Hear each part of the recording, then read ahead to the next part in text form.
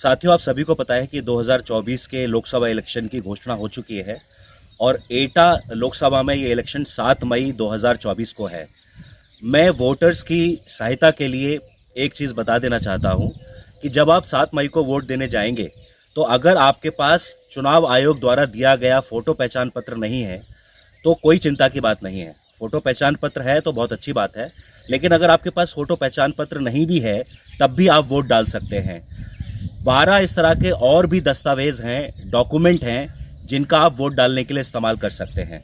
मैं ये सारे के सारे डॉक्यूमेंट आपको बताता हूं, तो आप इनमें से किसी भी एक डॉक्यूमेंट का या दस्तावेज़ का इंतज़ाम कर लीजिए और जब आप वोट डालने जाएंगे तो वहां पर जो भी अधिकारी होंगे उनको आप वो दिखा दीजिएगा, आपका वोट वो डालने देंगे। तो पहला दस्तावेज़ है आधार कार्ड।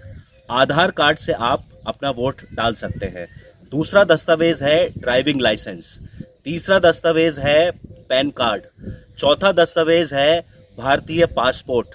पांचवा दस्तावेज़ है मनरेगा का जो जॉब कार्ड होता है वो।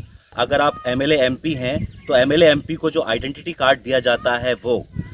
पेंशन कार्ड है, अगर आपके पास पेंशन का कोई भी दस्तावेज़ है उस पर फ़ोटो होना चाहिए। इसी तरह से आपके पास बैंक का कोई पासबुक है या डाक खाने द्वारा दिया गया पासबुक है और उस पर आपका फ़ोटो लगा हुआ है तो उसके द्वारा भी आप वोट डाल सकते हैं। इसी के साथ साथ अगर आप कोई सरकारी नौकरी करते हैं या पब्लिक सेक्टर की किसी कॉर्पोरेशन में काम करते हैं तो जो आइडेंटिटी कार्ड आपको दिया है उसका इस्तेमाल भी आप वोट डालने के लिए कर सकते हैं।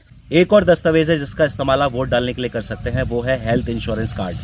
जिन लोगों को रजिस्ट्रार जनरल ऑफ इंडिया ने स्मार्ट कार्ड इशू किया है वो लोग भी स्मार्ट कार्ड से अपना वोट डाल सकते हैं।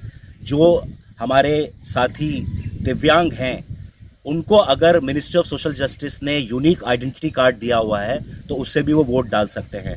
तो मैं स्क्रीन पर आपको एक डॉक्यूमेंट दिखा रहा हूं, इसमें वो सारे के सारे 12 के 12 दस्तावेज हैं जिनके माध्यम से आप वोट डाल सकते हैं। तो वोट डालना मत भूलिए, ये आपका संवैधानिक अधिकार है।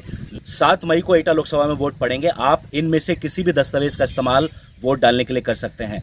और ये दस्तावेज सिर्फ एटा लोकसभा के लिए नहीं है, भारत में कहीं भी आप रहते हैं और कहीं भी आपका वोट है, इन 12 में से कोई भी डॉक्यूमेंट आप वोट डालने के लिए इस्तेमाल कर सकते हैं। जो आप स्क्रीन पर देख रहे हैं ये 12 के 12 वो डॉक्यूमेंट हैं जिनका इस्तेमाल आप वोट डालने के लिए कर सकते हैं।